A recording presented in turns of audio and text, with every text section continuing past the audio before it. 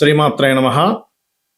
మనం ఈరోజు ప్రతి ఒక్కరు అడుగుతుంటారు ఏంటంటే, నాకు లక్కీ కలర్ ఏమిటండి, లక్కీ కలర్ ఏమిటి అంటే, అది మీ పర్సనల్ చార్ట్ బట్టి ఉంటుంది యాక్చువల్గా. కాకపోతే జనరల్గా ఉంటుంది కదా అని అడుగుతుంటారు. ఆ విషయం నేను మీకు చెప్తున్నాను ఈరోజు. లక్కీ కలరు ఏ క్షేత్రానికి వెళ్తే మీకు మంచిది. అదేవిధంగా మరొక విషయం ఏంటంటే, సర్వసాధారణంగా ఇక్కడ కలర్స్ విషయంలో మీరు డ్రెస్ పరంగా కానీ కారు పరంగా కానీ తీసుకునేది వేరే ఉంటుంది, ఇంట్లో ఉండే కలర్స్ వేరేగా ఉంటుంది.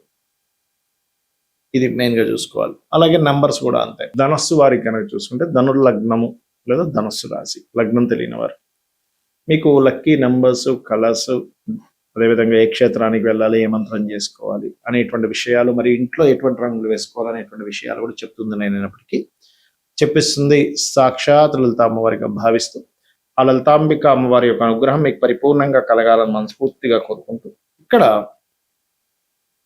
ధనస్సు వారికి ఉండేటువంటి గొప్ప లక్షణం ఏంటంటే, అన్కండిషనల్గా వాళ్ళు గైడ్ చేయగలుగుతారు అవతల వాళ్ళకి. ధనుర్లగ్నం వాళ్ళు అన్కండిషనల్గా దానికి నాకేం లాభం, వీళ్ళకి గైడ్ చేస్తారు ఎటువంటిది ఉండదు. చాలా గొప్ప లక్షణం వీళ్ళకి.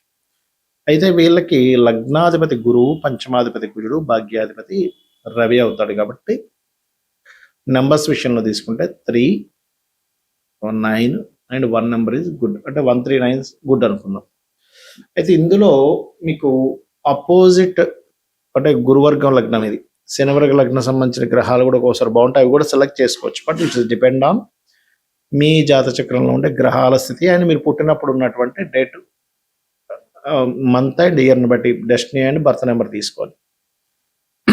కాబట్టి ఇక్కడ గమనించినట్లయితే మీ బర్త్ నెంబర్ ఏంటి, డెస్టినీ నెంబర్ ఏంటి అనే దాన్ని బట్టి కూడా మీరు సెలెక్ట్ చేసుకోవాలి లక్కీ నెంబర్ని. దీన్ని మీరు అకౌంట్కి, ఫోన్కి, లేకపోతే వెహికల్ నెంబర్స్కి, ప్లాట్ నెంబర్స్ కూడా ఈ నెంబర్ని వాడవచ్చు. అంటే టోటల్ చేస్తే ఇది రావాలి. అంటే ఎలా అంటే, ఉదాహరణకి 3 నెంబర్ అన్నాం, 3 అంటే 3, 12, 21 అంటే కూడితే మొత్తం 1 + 2 3 అవుతుంది కదా, అట్లా తీసుకోవచ్చు. అలాగే కలర్స్ కనుక తీసుకుంటే cream, red, orange colours is lucky colours అవుతాయి. క్షేత్రాలకు మీరు ఎక్కువగా సూర్యక్షేత్రాలకు వెళ్ళడం చాలా మంచిది. లక్ష్మీ నరసింహస్వామి యొక్క ఆరాధన చేయడం చాలా చాలా మంచిది. అదేవిధంగా ఈ కలర్స్ విషయం వచ్చినట్లయితే, ఇంటికి కూడా సేమ్ కలర్స్ వాడతాం, లక్కీ కలర్ కదా అనుకుంటారు, అది తప్పు. వాస్తు విషయం వచ్చేసరికి కంప్లీట్గా డిఫరెంట్గా ఉంటుంది. వాస్తులో మీకు ఫైనాన్షియల్గా బాగా గ్రోత్ రావాలి, ఉత్తరంలో వైట్ వేసుకోండి.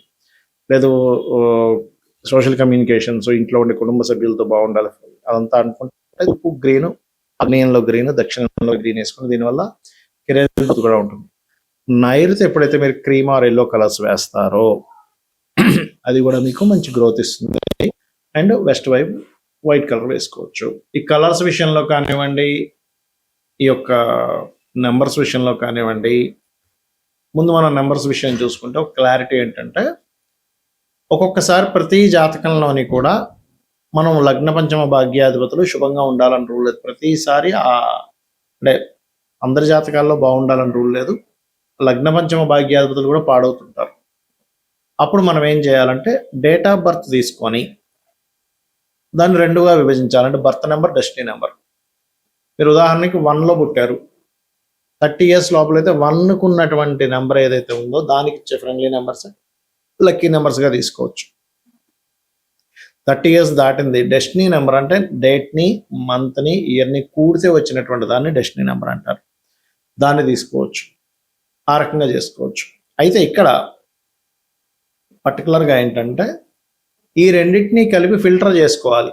అంటే ఏ గ్రహం బాగుంది, సరే ఇక్కడ నెంబర్ పరంగా ఇప్పుడు 1 నుంచి తీసుకున్నాం. 1కి ఎవరు ఫ్రెండ్స్ అంటే 1కి 1, 2, 3, అదేవిధంగా 5 నెంబర్ లక్కీ నెంబర్ అంటాము.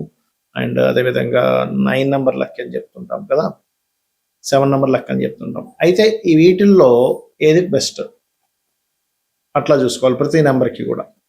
అంటే ఏ గ్రహం బాగుంది ఆస్ట్రోన్యూమరాలజికల్ పరంగా, ఈ 1 నెంబర్లో పుడితే ఏ నెంబర్ బాగుంది, 2 నెంబర్ పుడితే ఏది బాగుంది, అందులో ఆ గ్రహం ఏది బాగుందో ఫిల్టర్ చేసుకోవాలి. అది మీరు అకౌంట్ నెంబర్లకు కానీ ఫోన్ నెంబర్స్కి కానీ వాడవచ్చు. అయితే ఈ ఫోన్ నెంబర్ విషయంలో కూడా రైజింగ్ నెంబర్ ఉండడం చాలా మంచిది, గుర్తుపెట్టుకోండి. కార్ నెంబర్ కానీ ఫోన్ నెంబర్స్ కానీ. సమ్ టైమ్స్ మీరు అబ్జర్వ్ చేస్తే కనుక ఈ కార్ కలర్స్ విషయంలో కూడా, ఇందాక మనం చెప్పుకున్నాం, మేష లగ్నానికి అయితే కుజుడు శుభుడు రెడ్ తీసుకోవచ్చు, లేదా ఆరెంజ్ తీసుకోవచ్చు, లేదా వృషభ లగ్నానికి అయితే శుక్రుడు శుభుడవుతాడు, అదేవిధంగా బుధుడు శుభుడవుతాడు, అండ్ శని శుభుడవుతాడు అని. అయితే ఇక్కడ ఏంటి, ఇప్పుడు వృషభ లగ్నానికే తీసుకుందాం. శని శుభుడు బికాజ్ ఆఫ్ భాగ్య అండ్ దశమాధిపతి. ఒక రకంగా కొంత బాధకుడు కూడా అవుతాడు, కానీ శుభుడు కూడా అవుతాడు. మరి ఇలా అయినప్పుడు బ్లూ కలర్ వాడొచ్చా అంటే, శని కనుక మీకు బాగుంటే వాడొచ్చండి. శని పాడైపోయాడు మీ పర్సనల్ చార్ట్లో, అంటే పాపకత్తెరలో పడ్డాడు, పాపగ్రహాల మధ్యన పడ్డాడు, అప్పుడు మీరు యూజ్ చేయకూడదు ఆ కలర్ని. కలర్స్ ఒక లెక్క అయితే, బ్రాండ్ కూడా చాలా ముఖ్యం. ఇక్కడ ఏదైనా కారు కానీ వాహనం కానీ తీసుకునేప్పుడు మీ పేరులో ఉండే మొదలక్షరాన్ని తీసుకొని ఆ బ్రాండ్లో ఉండే మొదలక్షరాన్ని క్యాలిక్యులేట్ చేస్తే అది మీకు పక్కగా కలిసి వస్తుంది కూడా, గుర్తుపెట్టుకోండి.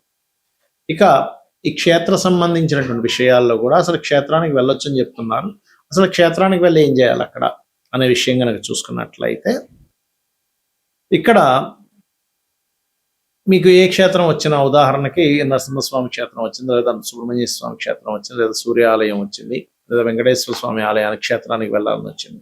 మీరు అక్కడికి వెళ్ళి మీ యొక్క కర్మ తగ్గడానికి 3 రాత్రులు నిద్ర చేయండి. అక్కడ 3 రాత్రులు. కాశీలాంటి క్షేత్రానికి వెళ్తే 7 రాత్రులు చేయాలి, 9 రాత్రులు చేయాలని చెప్తూ ఉంటారు. ఇంకా మంచిదన్నమాట. చేసి ఆ 3 రోజులు కూడా మీరు బ్రహ్మచర్యం పాటించాలి, గుర్తుపెట్టుకోండి. ఆ 3 రోజులు కూడా అనుక్షణం ఇంకా మీకు ఇంకా వేరే పని పెట్టుకోకూడదు. అక్కడికి వెళ్ళి మళ్ళీ మనం లౌకిక సంబంధించినటువంటి ఇక్కడ బిజినెస్లు ఏంటి, ఇక్కడ పరిస్థితి ఏమిటి, ఇక్కడ ఎవరు ఏం చేస్తున్నారని, అక్కడ నుంచి మళ్ళీ ఇక్కడ సంబంధించిన లౌకిక సంబంధించిన విషయాలు మాట్లాడుకుంటూ ఉంటే మీరు క్షేత్రానికి వెళ్ళి వేస్ట్. అక్కడికి వెళ్ళామా ఇంకా మొత్తం అన్ని క్లోజ్ చేసి పడేసి ఆ దేవత సంబంధించిన దాంట్లోనే ఉండాలి. ఎందుకు అంటే మీ యొక్క కర్మని తగ్గించేటువంటి ఎనర్జీస్ క్షేత్రాలకు ఉంటాయి. కాబట్టి అక్కడికి వెళ్ళొచ్చేయండి. వచ్చిన తర్వాత కావాలంటే మీ లౌకిక సంబంధించిన దాంట్లో లేదు, అర్జెన్సీ ఉంది, దట్ ఈస్ డిఫరెంట్ కేస్. అదేవిధంగా ఏ క్షేత్రానికి అయితే వెళ్తారో అక్కడ ఎన్ని టెంపుల్స్ అయితే ఉన్నాయో అన్ని కవర్ చేసుకోండి. ఎట్టి పరిస్థితుల్లో క్షేత్రానికి వెళ్ళినప్పుడు అక్కడ ఉండేటువంటి సదుపాయాల గురించి పక్క వాళ్ళతో డిస్కస్ చేయడం, ఇక్కడ ప్రసాదం అంత బాగాలేదండి, అక్కడైతే భలే ఉంటుందని అనుకోవడం, లేకపోతే ఇక్కడ నీట్నెస్ లేదు, అక్కడైతే చాలా బాగుంటుంది అనుకోవడం. జడ్జిమెంట్లు చేయకండి దయచేసి. క్షేత్రానికి వెళ్ళి మీరు జడ్జ్ చేస్తూ కూర్చుంటే మీకు భక్తి అనేటువంటిది కనెక్ట్ అవ్వదు, భగవంతుడితో మీరు కనెక్ట్ అవ్వలేరు ఎట్టి పరిస్థితుల్లో. కాబట్టి ఇలాంటి మిస్టేక్స్ అస్సలు చేయకండి. ఎందుకంటే చాలా మంది అంటుంటారు, ఏమంటే మేము కాశీకి వెళ్ళాము, కంచికామాక్షి వెళ్ళాము, తిరుపతికి వెళ్ళాము, ఏంటో మాకు పనులు అవ్వట్లేదు. వెళ్తారు కానీ అక్కడ జడ్జి చేస్తూ ఉంటారు, లైన్లో నిలబడ్డారు, ఎంతో చాలా చూడట్లేదా. ఎందుకు మీరు లైన్లో నిలబడి చక్కగా మీరు ఆ దైవనామ స్మరణ చేసుకోండి. ఎందుకు చెప్తున్నా అంటే అవన్నీ కూడా డ్రాబ్యాక్స్ అవుతాయి మనకి. అంటే క్షేత్రం వెళ్ళిన ఫలితం కంటే కూడా పాప ఫలితాలు పడతాయి దానివల్ల. అందుకని జడ్జిమెంట్స్ చేయకండి క్షేత్రానికి వెళ్ళి. వాళ్ళు చూసుకునే వాళ్ళు సరిగా చూసుకోకపోతే వాళ్ళకి వస్తుంది పాపం, ఎవరైతే అధికారం ఉన్నారో వాళ్ళకి. ఇది మెయిన్గా. అదేవిధంగా క్షేత్రానికి వెళ్ళడానికి మీరు ముహూర్తాలు చూసుకోవాల్సిన అవసరం లేదు. చాలా మంది ఏం చేస్తారంటే, ఏమంటే ఈరోజు బాగుంది, వాళ్ళు వెళ్దాం. పర్వదినాలు వేరు, పర్వదినాల కోసం మనం వెళ్తూ ఉంటాం, దట్ ఈస్ డిఫరెంట్. కానీ క్షేత్రానికి ఎటువంటి ముహూర్తం అక్కర్లేదు. కొన్ని క్షేత్రాల్లో అయితే అక్కడ ఎటువంటి నియమ నిబంధనలు కొన్ని, అంటే ఇప్పుడు అక్కడికి వెళ్ళి ఏదో అభిషేకం చేస్తున్నాం, అయ్యో నేను సరిగ్గా మంత్రం చదవలేకపోయాను, అయ్యి ఇక్కడ సరిగ్గా ఈ పూజ సరిగ్గా చేయించలేదు, ఈ హోమం అక్కర్లేదు. క్షేత్ర మహిమ అంటేనే మీరు ఎలా చేసినా మనసు పెట్టి చేశారంటే కనెక్ట్ అయిపోతుంది. క్షేత్ర మహిమ అంటారు దాన్ని.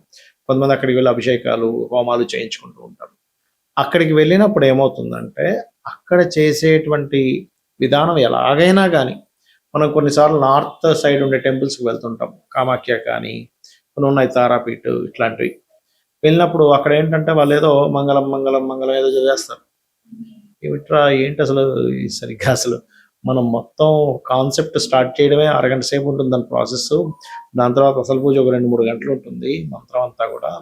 ఇక్కడ ఏంటి 10 నిమిషాల్లో అయిపోయింది ఏంటి అనిపిస్తూ ఉంటుంది. అసలు వీళ్ళు చేశారో లేదో సరిగ్గా, మనకి ఫలితం వస్తుందో లేదో అని భయపడుతూ ఉంటాయి. ఏమీ భయపడకండి. క్షేత్రము, స్వయంభూ క్షేత్రాలు, ఆ ఫలితాలు అద్భుతంగా ఉంటాయి, టెన్షన్ పడకండి. ఎందుకంటే ఇంత క్లారిటీ ఎందుకు చెప్తున్నానంటే, కర్మని పూర్తిగా తగ్గించేటువంటి యోగం క్షేత్రానికి ఉంటుంది, పూర్వజన్మ కర్మని. అక్కడికి సిద్ధులు, దేవతలు, దివ్యం మనుష్యులు వీళ్ళందరూ వస్తూ ఉంటారు క్షేత్రాల దగ్గరికి, వాళ్ళు జపాలు చేసుకోవడానికి, తపస్సులు చేసుకోవడానికి. మనం ఏదైతే తపన పడుతూ అక్కడికి వెళ్ళామో, అయ్యో నాకు ఫలానా సంతానం లేదనో, లేకపోతే వివాహం అవ్వట్లేదనో, సెటిల్ అవ్వలేదనో, ఇదంతా తపన పడుతూ వెళ్తే అక్కడ ఎంత నమ్మకంగా ఉంటే, అయ్యో స్వామివారు నమ్ముకున్నాడు కదా భక్తుల నుంచి, వాళ్ళు కూడా అనుగ్రహిస్తారన్నమాట. కాబట్టి ఇవి చేయండి, అన్ని విధాలా మీకు బాగుంటుంది. శ్రీమాత్రే నమః.